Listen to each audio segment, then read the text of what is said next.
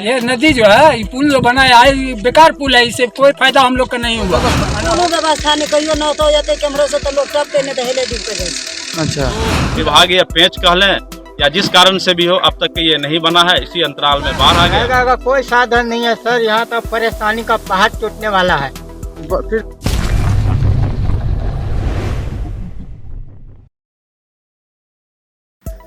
नमस्कार, आप देख रहे हैं मिथिला 24/7 और मैं हरिशंकर झा उपस्थित हूँ। 3 दिनों तक नेपाल के तराई क्षेत्र में हुई मूसलाधार बारिश के कारण प्रखंड की नदियां उफान पर है। कोसी, तिलियुगा, भूती बलान, गेहुमा, सुगरबे तथा कमला बलान नदी का पानी निचले भूभागों में फैलने लगा है।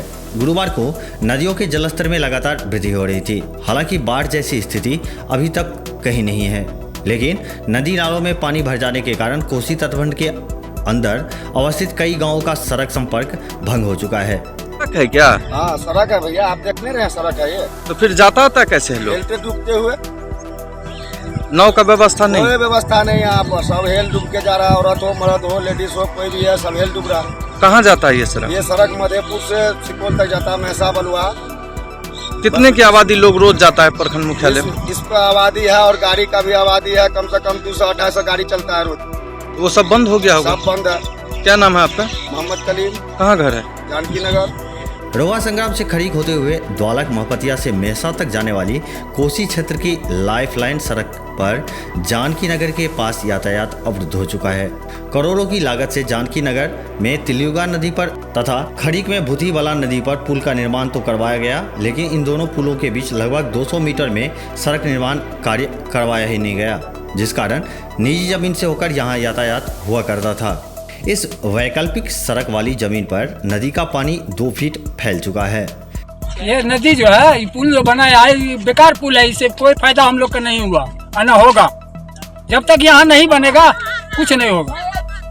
उस पर कितने लोग रहते हैं? उस पर तो बहुत 50,000 लोग रहते हैं। जाएगा का कोई साधन नहीं है सर, यहाँ तो परेशानी का पहाड़ टूटने वाला है। फिर बाढ़ जो आता है तो लोग जाता कैसे है यहाँ? बस कोई हेल के जाता है, जिनको तैरना है तो तैर के जाता है, नहीं तो बस कोई नाव का इंतजार करता रहता है।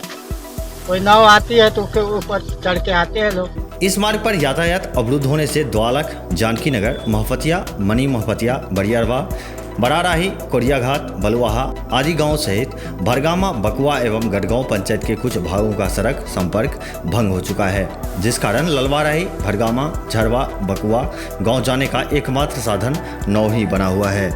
इस बाबत सीओ पंकज कुमार सिंह ने बताया कि अंचल क्षेत्र में अभी बाढ़ जैसी स्थिति नहीं है। उन्होंने बताया कि कोसी सहित अन्य नदियों के जलस्तर पर नजर रखी जा रही है।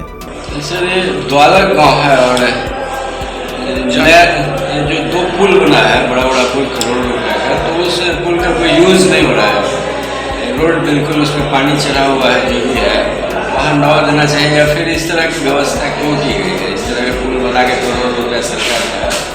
देखिए, पुल हम नहीं बनाते हैं, पुल बनाने वाली एजेंसी होती है, विभाग होता है, उनका जो एस्टिमेट है उनके अनुसार वो लोग बनाते हैं, उसमें हम लोग का कोई नहीं है। स्थिति अभी वर्तमान में जो है, दोनों पुल के बीच जो रास्ता है वो रास्ता वस्तुतः निजी जमीन में पड़ता है, जिसका निर्माण कार्य भी नहीं हो पाया है और वहाँ कच्ची ही है। तिलियुगा नदी, जिसमें ये खरीक वाली पुल जो है ये समीप आकर के भूती बलान भी उसमें मिलती है, तो दोनों नदी यहाँ मिलान होता है और नदी में जब जल स्तर में वृद्धि होती है तो ऊपर चढ़ जाती है, सड़क पर भी आ जाती है। वर्तमान में अभी सड़क पर थोड़ा पानी 1-2 जगह दिखा है, पैदल चलने लायक है, बाइक चलना मुश्किल है, लेकिन बाइक के लिए हम लोग नाव परिचालन नहीं कर सकते हैं। पैदल चलना भी वहाँ लगातार जी नहीं। अभी हम वहाँ पे हाल देख के आ रहे हैं, अभी आपसे बात कर रहे हैं। सुन लिया जाए, कमर भर पानी है। हम सुबह राजस्व कर्मचारी को वहाँ पे हैं, नाव परिचालन की स्थिति तो है ही नहीं। वहाँ से रिपोर्ट भी मेरे पास आया है, पैदल परिचालन हो रहा है और एक वीडियो भी हमको आया है जिसमें पैदल चलते हुए लोगों को दिखाया गया है। आज की स्थिति पानी वहाँ स्थिर है, जितना पानी रात में था जो वीडियो में दिखाया गया है उतना पानी था, वो पानी अस्थिर रहने के कारण बरकरार है। क्षेत्र भर के और भी ताज़ा अपडेट के लिए बिसलर 24/7 चैनल को सब्सक्राइब करना ना भूलें। धन्यवाद।